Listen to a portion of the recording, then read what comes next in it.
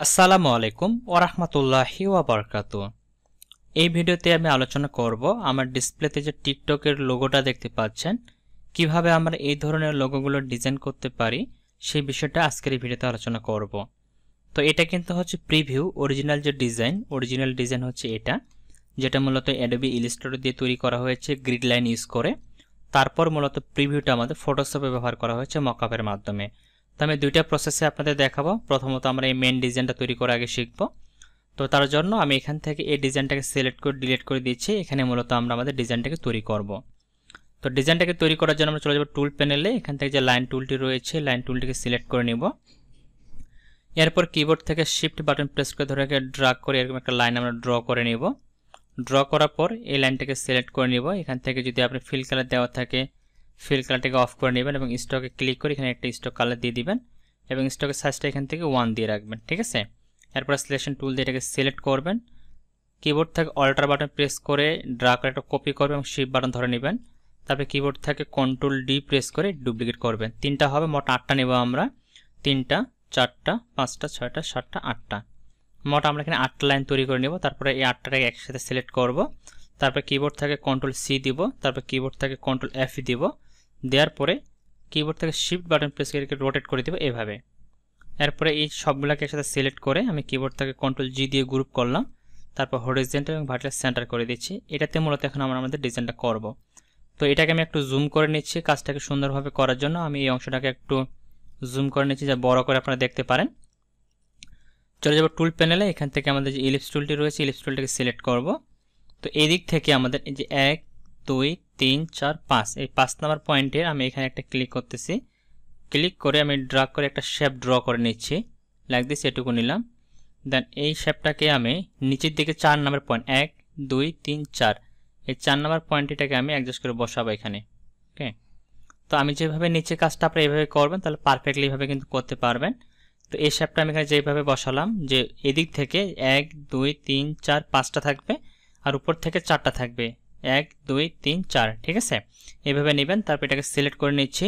এরপরে কিবোর্ড থেকে control C দিয়ে কপি করলাম, আবার কিবোর্ড থেকে কন্ট্রোল এফ দিয়ে উপরে পেস্ট করলাম। তারপর অল্টার এবং শিফট বাটন একসাথে ধরে এটাকে ছোট করে অ্যাডজাস্ট করে এখানে বসাই দিলাম। তাহলে আমাদের এই সার্কেলের মধ্যে কিন্তু এটা সুন্দর করে বসে গেছে। এটা স্টকটা কিন্তু ছোট হয়ে গেছে। এখান থেকে স্টকটাকে আবার আমরা 1 করে দিচ্ছি। তাহলে আমরা এইভাবে কিন্তু দেখতে পাবো। এরপর এ লাইন এবং এ লাইন এই দুটাকে একসাথে সিলেক্ট করব। দুইটাকে সিলেক্ট করে কিবোর্ড থেকে অল্টার বাটন প্রেস করে কপি করে এটাকে আমরা অ্যাডজাস্ট করে এই জায়গায় এনে বসাবো। নিচের এই অংশটাতে আমরা সুন্দর করে এখানে অ্যাডজাস্ট করে বসাই দিব। তো এটা থেকে এইভাবে বসে গেল।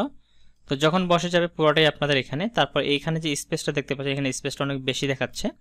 তো এখান থেকে একটা লাইনকে সিলেক্ট করে নিচ্ছি। নর্মালি এটাকে আগে আনগ্রুপ করে নিই, বা আমি আগে কিবোর্ড থেকে কন্ট্রোল 0 দিই। এরকম দেখতে পাবেন। তাই এটাতে গ্রুপ করা আছে, এটাকে সিলেক্ট করে রাইট পাশে ক্লিক করে আনগ্রুপ করে নিচ্ছি।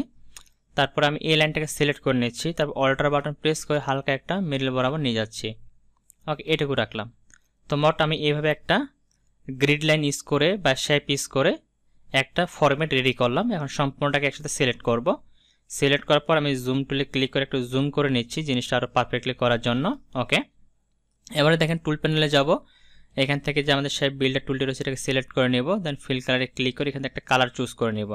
তো যে কালার নিয়ে আপনি কাজ করতে চাচ্ছেন সেই কালারটা সিলেক্ট করে দিবেন। তো ধরুন আমি এখান থেকে এই অরেঞ্জ টাইপের কালারটা সিলেক্ট করে নিলাম। তারপরে এই 2 নাম্বার পয়েন্টটা রয়েছে 2 নাম্বার পয়েন্ট থেকে আমি এটাকে সুন্দর করে রাউন্ড করে এই জায়গা পর্যন্ত নিয়ে আসব। তারপর নিচের দিকে এটাকে আমি এইভাবে ড্র্যাগ করে দিব। তো আমি যেভাবে কাজটা করতেছি আপনারা যদি এইভাবে করেন তাহলে কিন্তু আপনারা একেবারে বেটার আউটপুটটা পেয়ে যাবেন। এখান থেকে আমরা এই যে লাইনটা এক্সট্রাভাবে নিলাম এই লাইনটা পর্যন্ত আসব। এখান থেকে এটা যাব, এখানে এই অংশটুকু দিব।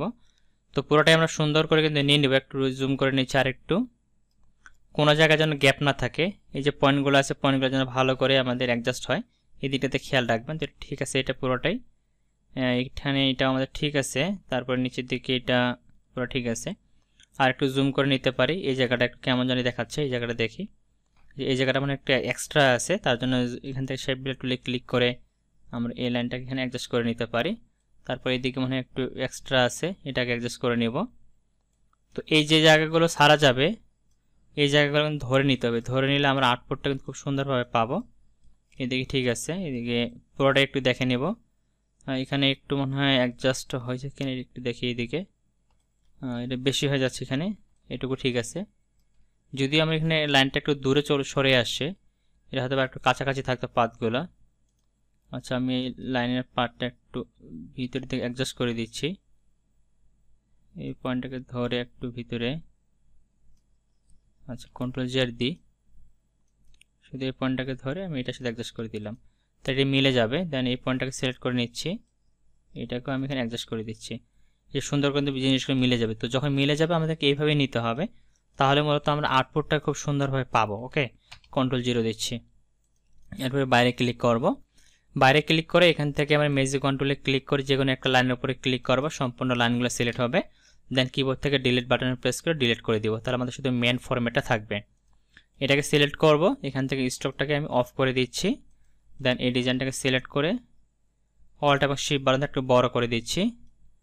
তারপর যদি আপনি এটাতে গ্রেডিয়েন্ট কালার ইউজ করতে চান, এখান থেকে গ্রেডিয়েন্ট কালার পিক করে দিতে পারেন, এখান থেকে ব্ল্যাক অ্যান্ড হোয়াইটও দিতে পারেন, বা এখানে কালারের ফরমেশনগুলো আপনি আপনার মতো করে অ্যাড করে কাজ করতে পারবেন। ঠিক আছে, তো এখানে আমি কালার কারেকশন করতেছি না, যেহেতু আমি এটাকে ওইভাবে ডিজাইন করতেছি না, জাস্ট আপনাদেরকে দেখানোর স্বার্থে ডিজাইনটা করলাম যে কীভাবে আপনি এই ধরনের ডিজাইনগুলো রেডি করতে পারেন, সেই বিষয়টি জাস্ট আমরা দেখব। এখানে আমি আরেকটা কালার নিয়ে নিচ্ছি, ধরুন এই কালারটা নিলাম। ওকে, এই ধরনের একটা ডিজাইন আমরা রেডি করলাম। এখন আমাদের মূলত প্রেজেন্টেশনটা এটার মধ্যে রেডি করতে হবে। তো এটাকে আমি ক্লোজ করে দিচ্ছি প্রথমত। তো এখানে আমার একটা ফাইল আছে, এই যে ফাইলটা, আমি ফাইলটাকে ওপেন করে নিচ্ছি ফটোশপের মধ্যে, এটা যেটাকে মকআপ ফাইল আমাদের। তো এখান থেকে লেয়ারটাকে ওপেন করে নেবেন, এখানে রিপ্লেস নামে একটা ফাইল রয়েছে, এটাকে ডাবল ক্লিক করলে এটা আমাদের এখানে ওপেন হবে। দেন এই ডিজাইনটাকে অফ করে দিচ্ছি। অফ করে রেখে যদি আমি কিবোর্ড থেকে কন্ট্রোল এস দিই, তাহলে কিন্তু দেখবেন এখানে কিন্তু ফাঁকা, এটা কিন্তু ফাঁকা থাকবে, এখানে আমাদের ডিজাইনটা শো করবে না। আমরা এটা যদি ক্লোজ করে দিই, এখানে যদি ওপেন করি, আর এখানে একটা ডিজাইন আছে, এটাকে ক্লোজ করে দিচ্ছি, এই যে এটা কিন্তু ফাঁকা হয়ে গেছে। এখন আমি আবার এটাতে ডাবল ক্লিক করে এটা ওপেন করে নিলাম, এবং ইলাস্ট্রেটর থেকে আমি এই ডিজাইনটাকে সিলেক্ট করে ড্রাগ করে আমি আমার ফটোশপে এখানে এনে ছেড়ে দিলাম। ছেড়ে দেওয়ার পরে চলে আসবে, এটাকে একটু ছোটো করে নিচ্ছি অ্যাডজাস্ট করে, এটাকে আমি মিডল বরাবর বসাবো। ওকে, মিডল বরাবর বসে গেছে, টিক মার্কটা দিয়ে দিচ্ছি। এরপর এটাকে আমি এখান থেকে ক্লোজ করব, তারপর এখান থেকে ইয়েসে ক্লিক করে সেভ করে দিব। তাহলে দেখবেন এই ডিজাইনটা কিন্তু আমার সরাসরি এই টেমপ্লেটের মধ্যে চলে আসবে। তো দেখতে পাচ্ছি টেমপ্লেটের মধ্যে চলে আসে, ডিজাইনটা কিন্তু অনেক সুন্দর লাগতেছে। তো এই হচ্ছে মূলত আজকের এই ভিডিওর বিষয়, যে কীভাবে আপনারা গ্রিড লাইন ইউজ করে এই ধরনের টিকটকের লোগোটা তৈরি করতে পারেন, সেই বিষয়টা আজকে আমরা শিখলাম।